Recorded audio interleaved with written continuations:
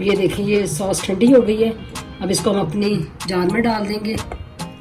अब इसको 5-6 महीने तक आराम से खाएं, ये बिल्कुल ही ख़राब होगी क्योंकि इसमें ऑयल काफ़ी सारा पड़ा हुआ है।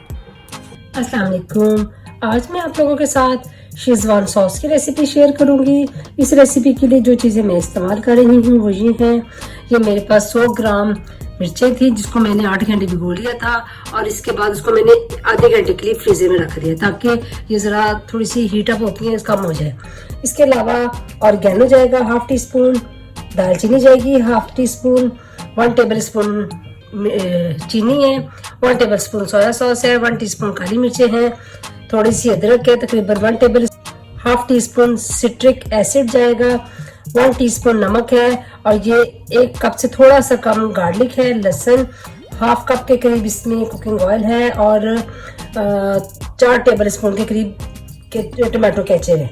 तो चलिए स्टार्ट करेंगे। तेल डाल के सारी जो हमने पेस्ट बनाई थी इसमें डाल देंगे,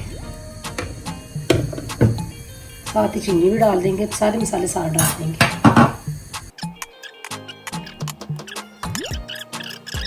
अब इसको अच्छे से 5-7 मिनट के लिए पकाएंगे। किनारे छोड़ दिए सारे ऑयल ने, अब इसकी छींटे भी उड़ रही हैं। इस पॉइंट पे आके हम अपनी केचप डाल देंगे। अब ये देखिए केचप डाल दी है, अब ये फाइनल हो गई है। अब इसका ऑयल भी ऊपर आ गया सारा, ये आप देख सकते हैं किनारों पे। अब इसको ठंडी करके हम अपने जार में डाल देंगे। अब ये देखिए ये सॉस ठंडी हो गई है।